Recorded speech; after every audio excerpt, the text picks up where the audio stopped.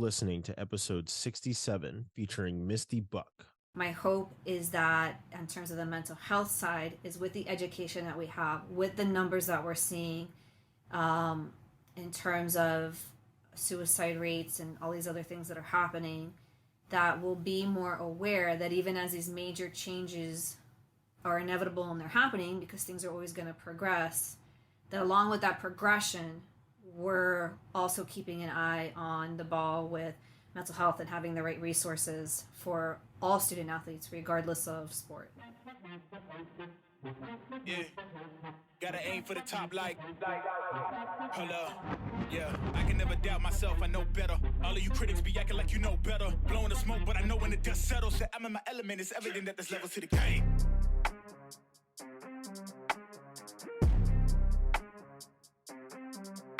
What's happening, people? Welcome back to the Athletes podcast. Today, I'm sitting down with author, mental health coach, Miss Misty Buck. I am really happy that you and I connected, one, on being Florida State fans. Go Noles, right? Go Noles. I mean, you have the privilege of saying you went to that school. I'm just a really huge fan. And two, on the fact that we love digging into mental health. Obviously, you've taken it a lot further than I have, but I love looking at it from an athlete standpoint of somebody who didn't have those types of things when I was an athlete. But first off, welcome to the show, and I'm really glad that you could jump on and dig into some of these things. Oh my gosh, thank you so much for having me today. I'm so glad that we connected. Shout out to Taj for his his group that he created and that we were able to connect there. So just super excited and really looking forward to chatting with you today. Yeah, I love the group. Taj is always an innovator. He's always creating something new. And Always. I was fortunate enough to have him on last season, and we've stayed in contact and stayed connected, and probably have him on once again. It's always good kind of connecting with him. And but yeah, I mean, that group is definitely cultivating some really good connections, and this is obviously one of them. So, like I said, really excited to have you on. And but to start, as I told you before, love starting with 5 questions. So 5 rapid fire questions, to start. First one is, and with just to kind of let people know, you said you were not an athlete, but what was it about sports that made you intrigued? Yeah, so I was an athlete when I was younger and never at like a higher level. So consider that what you will. But I was also a coach. My dad was a coach. My brother was an athlete.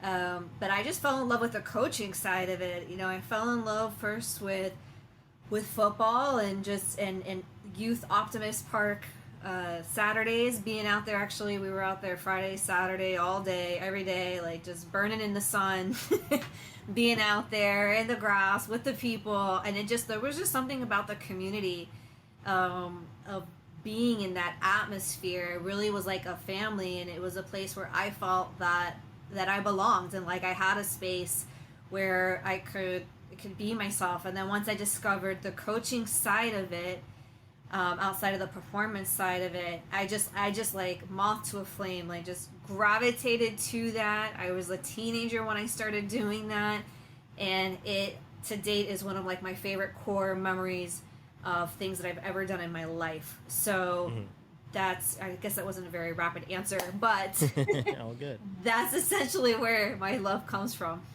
Yeah. And growing up as an athlete, what was your favorite sport to play? So I was a cheerleader. That was my jam. That honestly, and I had a friend of mine who was an all-star cheerleader on, not to go too far off a tangent, and she talked about how much of a sport it is and the things that she had to do going through it. So much respect to you as a cheerleader. My niece is also an all-star cheerleading coach, so I know how much they go through. Once you discovered that sports weren't the way you wanted to go as a high-level athlete, how did you cope with that? What was some of and obviously you're somebody who deals with the mental health side of it now, but Right. as a younger kind of retiring athlete, how did you cope with no longer being part of the mix that way? So for me, that's a really great question. So for me, it was I wanted to do coaching. So it was kind of like I'm sad that this part of being an active part of the team, as a member of the team and a performer and as an athlete, that part is coming to an end. But it, like, immediately it was like there's an opportunity here for me to coach, and I know some people, they do that, they jump right away into coaching so that they don't really lose that connection with the sport, and I was one of those people. How did it feel when you wrote your book? Ooh. So I actually have two books. They're very different experiences. The first one was based on, so I started writing a blog about athletes and mental health back in 2017. And what I decided to do was take those blogs and bring them into a collection, like a PDF download. And then eventually was like, well, why don't I turn this into, the self-publishing thing was becoming really hot. So I was like, I bet you I can turn this into a book. So I formatted it a little bit differently, beefed it up, added some worksheets, did some stuff like that with it. And so in other words, I wasn't writing it really from scratch. But I took that route, and I published that in 2020. And so it was exciting, but it was nerve-wracking, because it was like, okay, I'm doing this new thing, I'm learning this whole new skill set in self-publishing, but also, is anybody really going to want to read what this is? And it turns out it's done pretty well. So, and then last question before we dig even deeper into the conversation of what mental health aspect intrigued you the most to the point where you wanted to dig into it? My journey, my battle with depression and anxiety and suicidal thoughts. All right, so let's dig in a little bit to more of these, I guess elaborate on some of the things that we dug into just a little bit with 5 questions. So you talked about growing up and wanting to get into coaching and wanting to help in that realm. Your biggest influence, you said, your dad was a coach, your brother was always playing football, and you just loved it. Is that kind of where you got your foundation of wanting to be a part of a team in the aspect of leading from the sideline? I think so, because I watched my dad, who's just such a passionate coach, passionate in terms of the competitiveness. So he would like do the pregame speech and bang on the wall and get everyone hyped up like that. He was known to throw his hat on the sideline a few times every game. But he also, beyond that, really, really cared about each one of the players. And he helped them in so many ways, whether it was picking them up, taking them to games, taking them to practice. If one got injured and the parent wasn't there, making sure that they got to the place that they needed to get the medical care that they needed. And there's even a story that we talked about not too long ago that I had completely forgot about.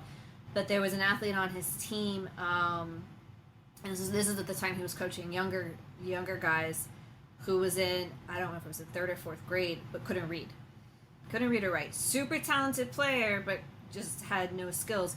So at that time, my dad had connections in the school system, so he actually went and spoke with the principal and brought some people together and got this athlete tutoring, set it up with the parents, set it up with the schools.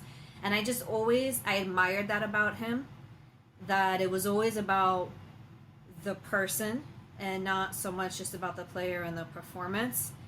And I mean, but him and I always connected on that. It's kind of like I have like this funny core memory of my dad. Like I was, I don't know, maybe a teenager, and one night he's like pacing in the hallway, and I'm like, in the middle of the night, like, what's going on?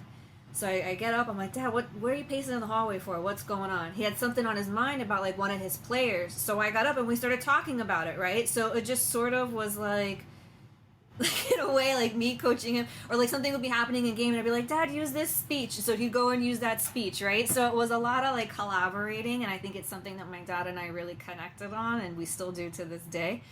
And that's a lot of where that comes from. Mm-hmm. So as you're growing up and you want to get into coaching, how did that impact you when it came to picking a school to go to? a lot of athletes, they have influences from recruiters and, this coach is calling, or, this was my dream school. I wanted to go and play there.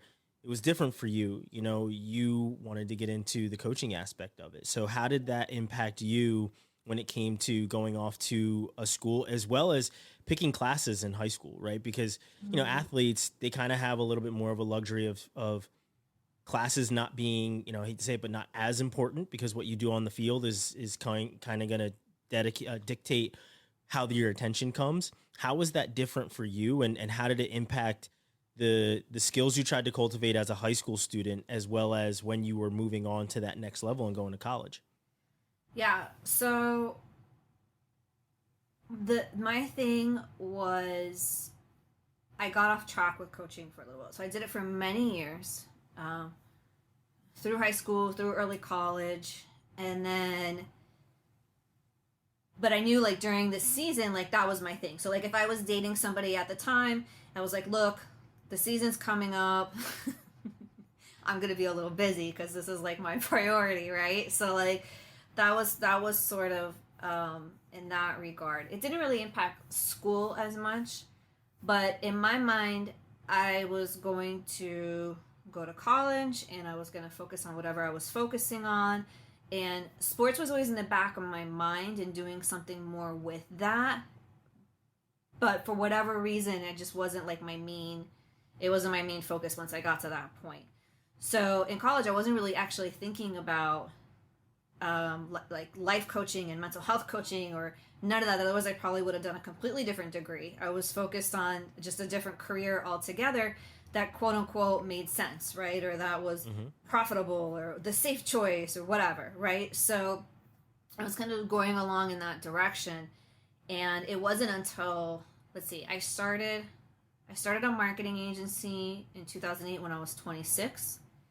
And then, but by the time, 2015 is when I got certified as a life coach and decided to get back on that path of coaching because like something wasn't connecting with me. I was just missing something in my life. And every time people would ask me, or I would hear people talking about their calling and this and that, and I would think about the things that I was passionate about, it was always like, what are some of the most favorite things that you've ever done in your life? And I always went back to coach, like that coaching. Like that was always just one of my favorite things I ever did. So I was like, well, clearly there's something to this and I need to bring this back into my life. And so that's how I got back into it. So I kind of like a loopy answer to your question, but yeah.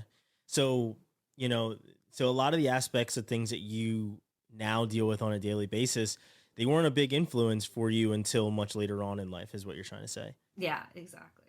Yeah. So and you said it was really your struggle and things like that. How did you take your struggles into your career path? One, how did you deal with them yourself? And then I guess turn them into a career path for yourself? Yeah, good question. So, and the funny thing is a lot of this is just life just sort of lays the foundation for you for the direction that you're going to go in. So even my early experiences as coaching that I didn't realize were going to affect me the way that they affected, I thought it was just something I would do when I was younger, and then I would move on into a career, and that, that was going to be, that made more sense, right? So that was sort of where in terms of that. And where it intertwines with the mental health side of it is I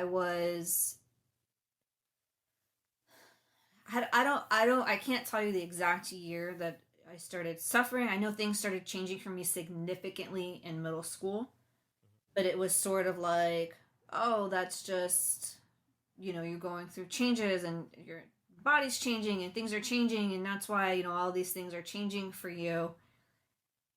But I started to not recognize who I was. And we didn't have the education at that time that we do now to understand all these things. So by the time I got in high school, there was some stuff going on at home that added to this. It sort of was like, I guess, a perfect storm of the stuff going on at home, my personality, like very, very sensitive, always being told, don't be weak, don't be soft, stop crying. So my whole life I've been made fun of for being like this sensitive person and crying and caring about people. And it was like, I can't understand why people are so mean. It was like, like that. Like I really just kind of got rolled over in my feelings a lot. Mm-hmm. I never learned how to really manage them. So, but then, like there's other parts of that too. So but anyways, by the time I was in high school, things were not good. I was in a deep depression, although I did not know that was. Again, the education wasn't there. Mm-hmm. So, but I remember very clearly having like these really wild mood swings. I remember not ever being happy. I remember not even liking myself or recognizing myself, just sort of really being frustrated, wondering where that happy version of myself disappeared to and if it was ever going to appear again. Feeling ashamed for my emotions because I'm not as tough as all these other people are. And why is that? Like, there's something wrong with me, clearly.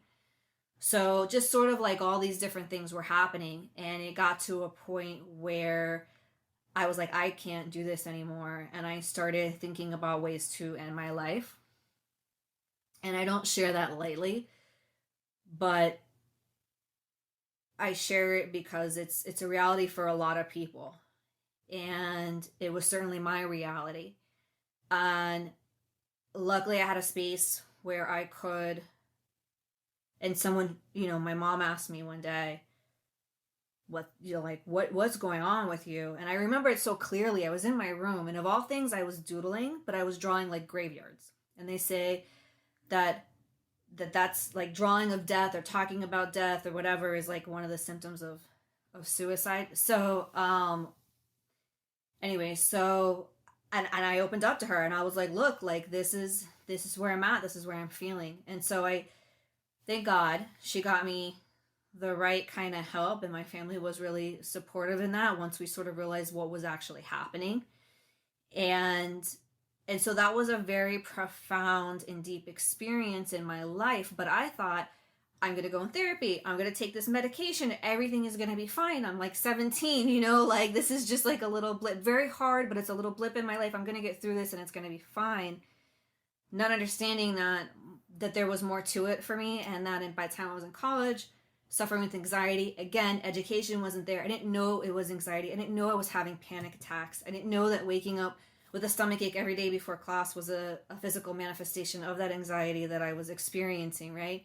So the story it didn't end there, and I ended up going back into therapy and sort of like working through all these things. So the tie to how I got to where I got to today is after I got certified as a life coach, it took me a few years to figure out who I wanted to work with. Everyone had different opinions. Mm-hmm. And I all thought they were great. But then someone one day asked me, Missy, what are the things that impacted you the most in your life? And I was like, well, I just always really loved coaching and being a part of sports and all that stuff. And I really missed that. And then everything I've gone through with my mental health. And so they were like, why don't you help other athletes who grew up with that same mentality and around that same environment? And why don't you help them through their mental health situations? And so I was like, that actually really speaks to me. And ever since then, that's been it. Yeah. It's incredible. I mean, the things that happen to us are normally the biggest influences for us. And I think that's pretty apparent with your story. And, so you finally figure out that athlete mental health and mental acuity, I guess, is the path that you want to go down. When you start working in the field, did you feel like you were in the right lane, or were you still kind of wide-eyed and trying to figure it out? No, that was it for me. Once I decided that I was going to use my pain for my purpose, that was it. Done deal. Yeah.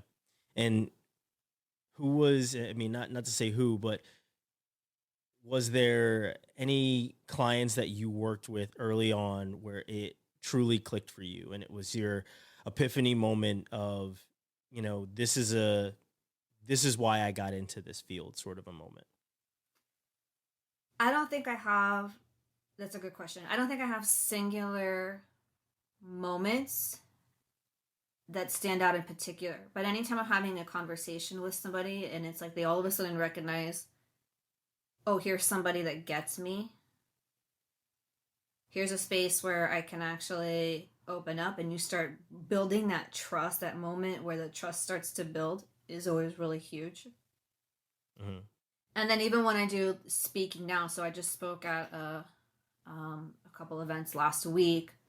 One of them was a 5K for suicide awareness and prevention for teens, and they invited me to speak. And so anytime that I can talk about those things, it just continues to fuel that fire, because you see people nodding their heads, you see people listening, and it's just like, okay, this message and this is something that I need to continue to talk about, whether it's easy for me or not. Like, it's not easy for me to share what I just shared. It's not at all.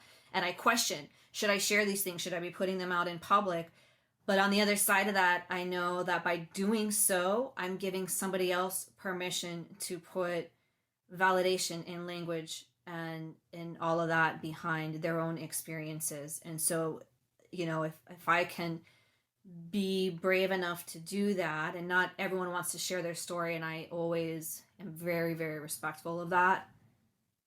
But I think by every time I have the opportunity to do that, and whether I know if it exactly affected somebody or not, knowing that the opportunity is now created, the permission is now given to them, the safe space is now created. Every time I have the opportunity to do that, it's an affirmation to stay on the path. So you've worked with very high level organizations, Hall of Fame, the NFL Hall of Fame. Like, you've got a long list of high ranking organizations that you've worked with. When you look back at your career, were those the things that you were, obviously your number one goal is to help people, but what, when you look back at the many organizations you've had a chance to work with, is it kind of a pinch me moment that you've, grown your business and, your footprint as much as you've had? I think so. I think we all have those moments where it's like, okay, validation, like I'm being seen here. Mm-hmm. Right? Like we all have that. So, when the Hall of Fame Health, which is the affiliate of the Pro Football Hall of Fame that you're talking about, when they called and they were like, oh, we have a copy of your book, we want you to do some stuff with us, that was like a moment of, okay, like, one, an affirmation that yes, it was the right thing to do to publish this book, no matter how scared I was, right? And another thing was like, okay, this message is still needed, and apparently I'm saying things in a way that resonate with people, and so I need to continue to just do my best to do that. So I think that was definitely a pinch me moment. Thank you for listening to the Athletes to Athletes podcast. We will be right back after this short break. Hey, are you trying to figure out how to navigate this whole college thing? Well, listen up, because the A2A Academy is here to help you navigate everything college prep, both on and off the field. More than just another college prep program, A2A Academy provides you with an all-encompassing experience designed exclusively for high school student athletes who want to excel in sports, school, and life. With A2A, you've always got someone to help you reach your highest potential. What sets A2A Academy apart from the rest? Well, it's simple. Their advisors and curriculum are one of a kind. A2A provides comprehensive support to student athletes and their families, guiding them through the entire college discovery as well as recruitment and application process. Every A2A advisor is a former college athlete as well as an active member of at least one of the leading organizations for college consultants. They've been in your shoes, and they understand the importance of choosing the right college both on and off the field. A2A Academy knows that there's no one-size-fits-all model when it comes to the college planning for student athletes. Every athlete is unique, with their own strengths, weaknesses, and passions. That's why the program works. A2A Academy advisors tailor their support to each student athlete's individual needs, helping you find the perfect fit for your academic and athletic goals. So, whether you're a young athlete looking to score big in both sports and academics, or a parent wanting the best for your child's future, A2A Academy is here to help you succeed. Don't miss out on this incredible opportunity. Visit A2A Academy today at joina2a.com/podcast to learn more about their comprehensive college prep program built specifically to sports student athletes. Again, that's joina2a.com/podcast. Now back to today's conversation. So you, as you said, when you started out at school, it was not your path, right? It wasn't something that you wanted to get into. Um, what was that path? Let's dig into that a little bit because, Yeah. I always love talking about what people's majors were and everything else. What did you major in, and why? So I actually majored in public relations and double majored in creative writing. So my degree is in communication, double major in English, and those are my emphasis, public relations and creative writing. And I've always loved to write. I just love to do it. And so since I was little and I could put sentences together, I had a journal, I was writing, that was my jam. So I thought, okay, this is safer than being a teacher or this or that. And it just seemed like a fun career. So I was like, I'll do that. And the funny thing is, I don't know if I had shared this with you before. So I spoke a little bit earlier about the marketing agency that I started back in 2008. I still own that agency. We're going into year 16. And I wrote a book that was published earlier this year, Athlete Branding Blueprint. So it combines mindset, getting in the right mindset to build your brand, and then how to build your brand. And so the funny thing is I'm still in some ways on that path of what I learned and studied in college. And then what I do as a coach and a mental health advocate allows me to fulfill the other part of myself of being in service and working with people one-on-one and really making a difference one-on-one in someone's life. Yeah, that's incredible. That's a lot to balance. How do you balance being pulled in so many different directions? I don't know.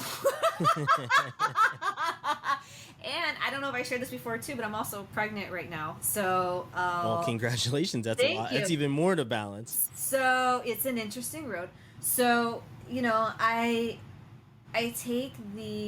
have a really, really good team. So I'm very fortunate at work. I have an amazing team. At home, I have an amazing team. My husband just couldn't be more supportive. And I'm just very specific about my boundaries. I won't, I don't need to be the biggest coach with the most followers. I don't need to be the biggest marketing agency out there. I need to do what feels right to me and what fits within my lifestyle in order to be able to balance and serve in the way that makes me feel fulfilled.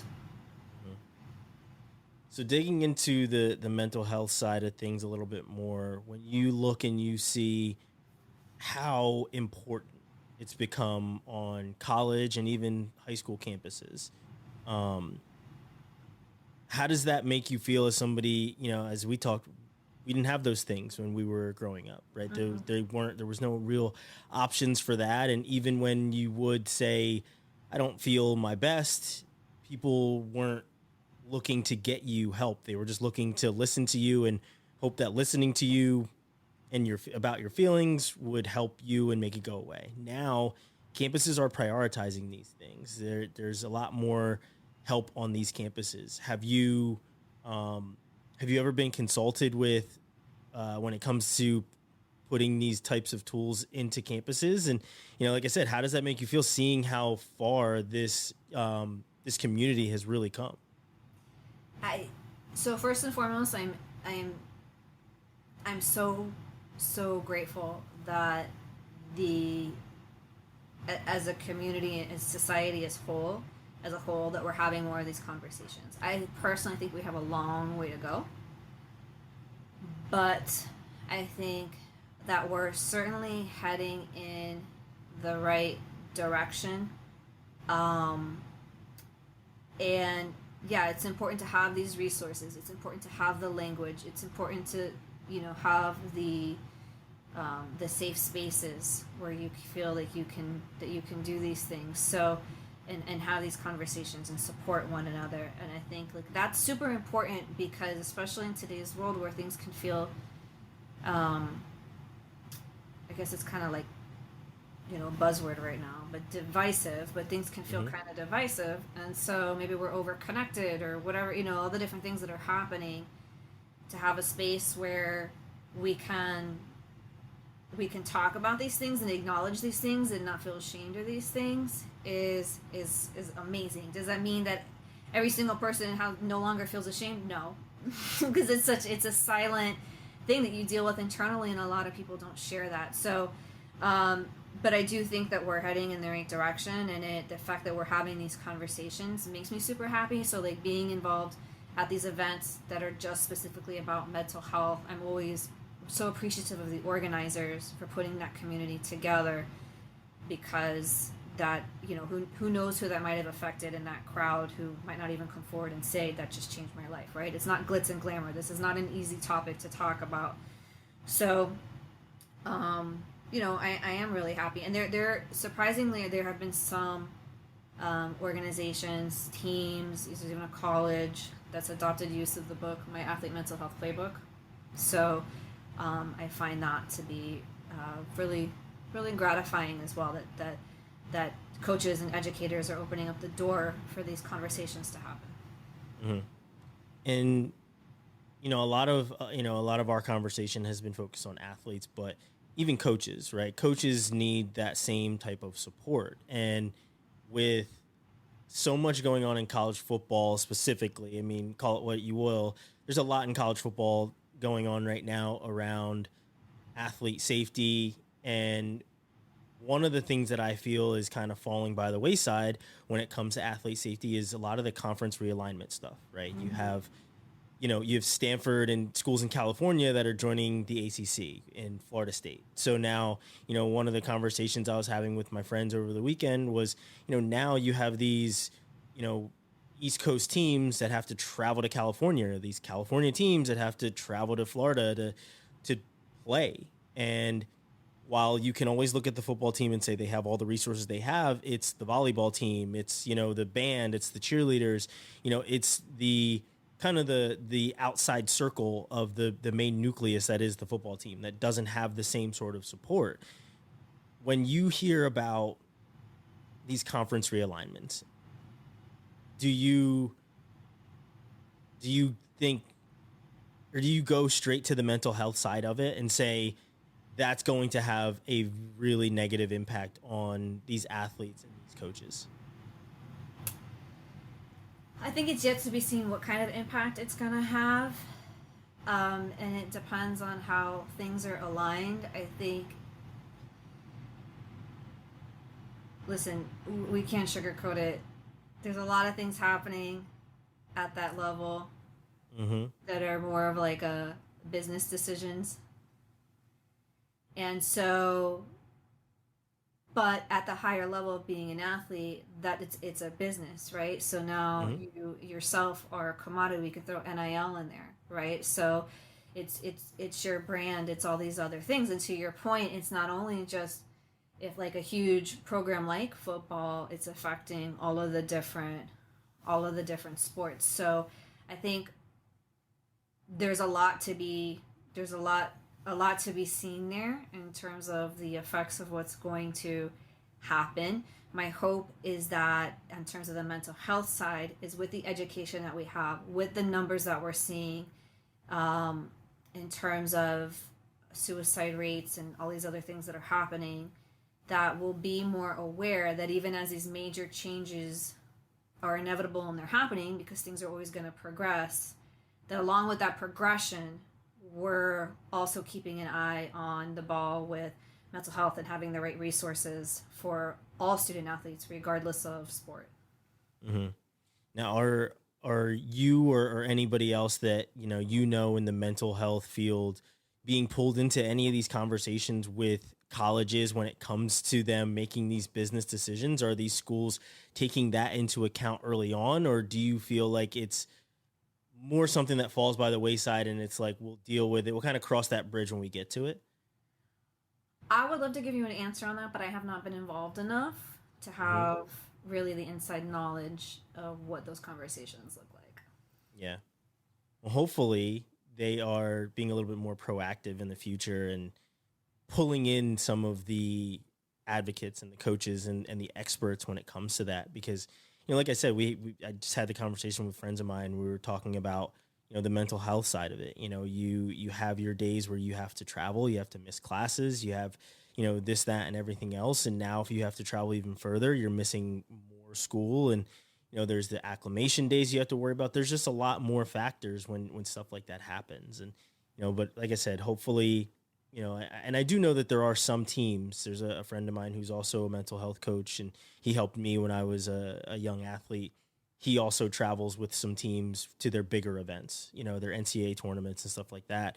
So things like that are certainly happening, but I feel like the mental health side of things is kind of falling to the wayside when it comes to a lot of these big decisions, and hopefully they start to be a little bit more proactive about it, right? Yeah, and I think, yeah, and I don't know, again, I'm not in those rooms, so I don't know what the Hmm. discussions are within those decisions, but we are seeing that there are, or there seem to be, more mental health resources being allocated to teams, to sports, to campuses, etc. So my hope is that um, that the player wellness is something that, as we progress into whatever collegiate sports are going to become eventually, with all these conferences and stuff, that that player wellness continues to also share that spotlight. And one thing that I want to also ask you about is athletes utilizing their mental health resources. A lot of athletes, while they know that they have those resources, they don't use them. So that's another issue that I've read about, where athletes they feel like what they say in those conferences are going to be shared with schools. So, what do you kind of say to that? How do we get athletes to kind of dig into more of those resources and utilize the mental health aspects that they have on their campuses? Yeah, I think so. I know at the pro level that happens a lot Mhm. because there a player might be hesitant to go talk to, especially if they're not like a player that's like a starter, or who has like their name like in their spot sort of solidified. Um, they don't want to go to the in-house help for that reason, because they don't want to getting back to the coach, and they don't feel safe there to really get the help that they need. So that's why they might seek an outside resource. In terms of colleges where it's different, um, I think that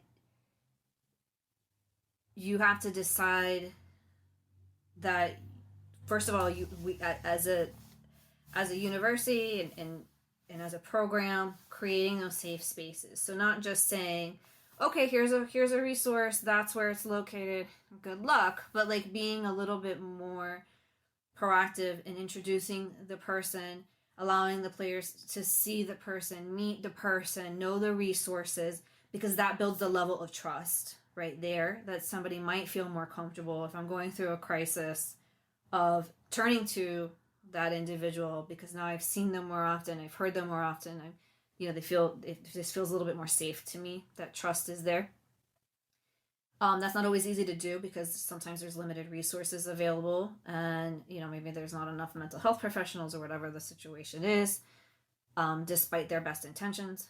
So, as a player though, as an individual, what I always say is, you have to go somewhere where you feel safe. So maybe that's not somebody on campus. Maybe it's a religious leader. Maybe it is one of your coaches, right? That maybe you trust more than the in-house counsel, right? Maybe it is a parent. Maybe it is a different place. But the point is that you, wherever that place is, you have to take a personal responsibility of finding where that is and where you feel comfortable at, because nobody knows what's going on inside of you but you, and you owe it to yourself. Yeah. Yeah. I mean, I'm hopeful, and I've seen the numbers go up. It's still a pretty low number of the percentage of college athletes that are utilizing their mental health tools on campus, but I've seen the numbers go up over the years. So hopefully that continues to trend in that direction. But this has been a really great conversation. I'm glad that we got a chance to dig into a couple of the topics and things that, my friends and I dig into, that I read about and stuff like that. Before I let you go, I want to give you the stage, let people know how they can find you, any social media handles, any websites, any of your books that you want to plug. Certainly, the floor is yours before I let you go.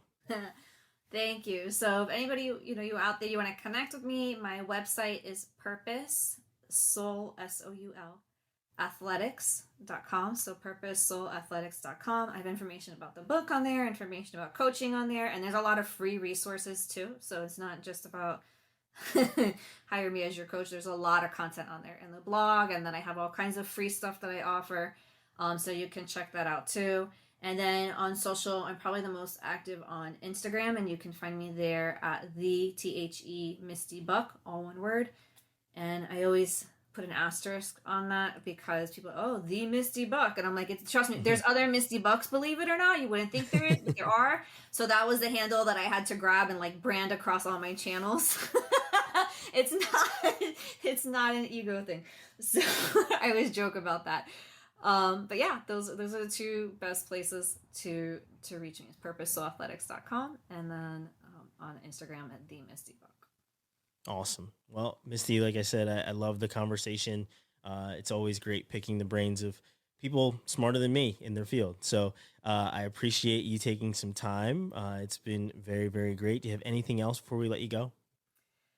The last thing I would say is, if something is going on with you personally with mental health and wellness, is keep reaching out. Never give up on yourself. It is never, ever, ever, ever too late. Your brain might try to trick you with what I call hater thoughts into thinking that you're not worth it, or it's too late, or you're a burden, or whatever. That's never the case. It's just those tricky kind of hater thoughts, just like you have friends that are haters. Your thoughts can sometimes be haters. So we got to let that go and just choose to do the bravest and most courageous thing you have ever done in your whole life. And that's advocate for yourself, speak up for yourself, and ask help. And don't stop asking until you get the help that you need, because, you can get on the other side of whatever is going on, and you don't have to wait to hit rock bottom. You don't have to wait until, a certain point of suffering because you're a tough athlete, to deserve to get help. Get it now. Well, that is a perfect way to end it. I appreciate it. That's great advice. Hopefully everyone out there is listening and completely taking that advice to heart and doing the things that they need to do if they need them to get some help. Misty, this has been great. I appreciate you so much for coming on and enjoying, and I just enjoy the expertise that you shared today. So, well, thank you for giving me the space to do it, and for, again, having the space where we can have these kind of discussions, which again aren't comfortable, but they're necessary. So thank you. Thank you for listening to the Athletes to Athletes podcast. Make sure you hit the like and subscribe button so you don't miss when another episode drops. Again, we appreciate you listening, and we'll see you again next time.